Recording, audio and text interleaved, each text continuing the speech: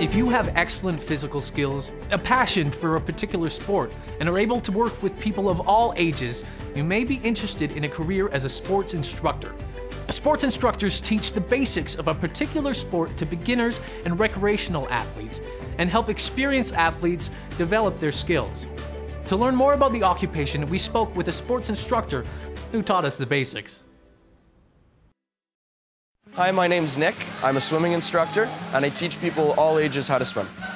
I get to work at about, I'd say, 20 after 8, put on all my stuff.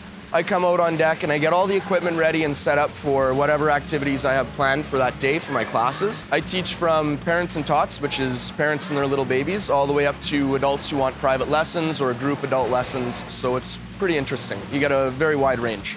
During lessons, for all my classes, I like to be in the water as much as I can because I feel like you get a hands-on experience with the kids that way. You're there working with them, helping them when they need to be helped. So 85–90% of the time I'm in the water. Basically, we start teaching at a young age, parents and tots, we teach them how to hold their babies in the water. It's just really preliminary basic swimming skills at the youngest age, and then we progress through the ages until we get into more stroke developments. Another duty of mine would be to clean up my area after we're done using it, so putting away flotation devices or anything we've used for the lesson. Beyond that, just being friendly, informative to the parents, just things like that. For me, swimming has always been a really good athletic outlet, so I did a lot of competitive swimming in high school, and I think you can bring that same competitive edge from training, take that and apply it to your swimming, and use that same intensity.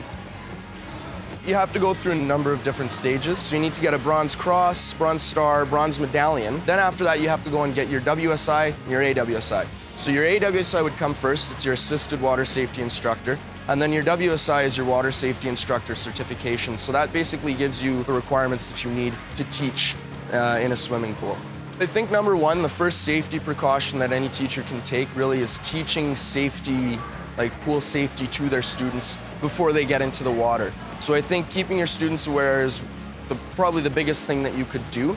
But at your disposal are things like flutter boards, flotation devices all around the pool for safety. Any kind of issue like that, you've got something that you have a flotation device that you can use. Another good resource is your lifeguards as well, right? They're always on deck, always there to help you. Aside from all the safety equipment or flutter boards for training and working out, we have toys, floaties for the little babies and the parents and tots. Then we've got boats, we've got mats and stuff for the bigger kids to really incorporate them and make them into, I guess, funner things, funner activities for the kids to do. At the same time, you're still facilitating learning. On any given day, you can learn so much more information than you started out your morning shift with. You can learn about how to deal with kids' misbehaviors, which is a big thing. Just learning about different ways of getting your message across, different games, different songs. Looking up on the internet to stay kind of current with all the instruction techniques that are out there for you. And there's a lot of web resources available at your disposal. I would say first and foremost, you need to have a love working with children, all right? So you can't come in and go, this is gonna be my job to make money on the weekend.